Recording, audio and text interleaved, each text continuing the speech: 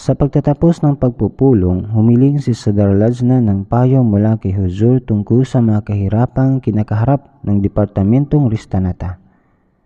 Kapag ikaw ay nagtatrabaho, laging may mga pagsubok o kahirapan na darating. Kung hihilingin mong araw-araw ay may nakahanda ng pagkain na agad mong makakain, hindi mo ito makukuha. Kung nais mong magtrabaho, kailangan mong magsikap. Katulad na lang ng paggawa ng halwa, matamis, kailangan mo munang dumaan sa buong proseso. Mula sa pagtatanim ng trigo hanggang sa pagluluto nito, minsan may 5 hanggang 10% ng mga tao na kahit ikinasal sa mabubuting pamilya ay nauuwi rin sa hiwalayan dahil sinasabi nilang ang kanilang kabiyak ay walang kakayahan o hindi marunong sa buhay asawa. Ngunit ang tanong, bakit hindi nila ito nalaman bago pa man? Palagi kong sinasabi sa kanila, hindi nyo ba ito siniyasat o inalam muna bago magdesisyon?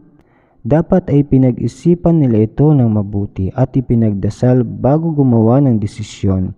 Sapagkat walang sinuman ang perpekto, kaya dapat nilang suriin ito ng maaga pa lamang. Pareho ang mag-asawa, may kanya-kanyang kahinaan at kailangan nilang mamuhay kasama ang mga kahinaan ng isa't isa. Sabihin mo sa kanila, kung nakikita mo ang mga kahinaan ng isang babae o ng lalaki, hindi ba't meron ka ring kahinaan? Meron din sila. Dapat suriin ng bawat isang kanyang sariling kalagayan. Kapag ang isang tao ay magsimulang magnilay sa sarili niyang mga kahinaan, hindi na niya mapapansin ang kahinaan ng iba.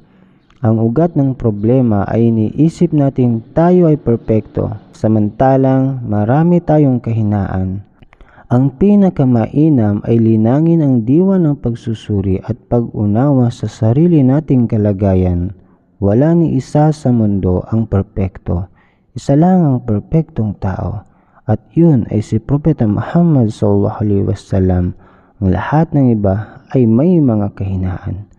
Kaya't kailangang matutong huwag masyadong pansinin ang kahinaan ng iba. Okay?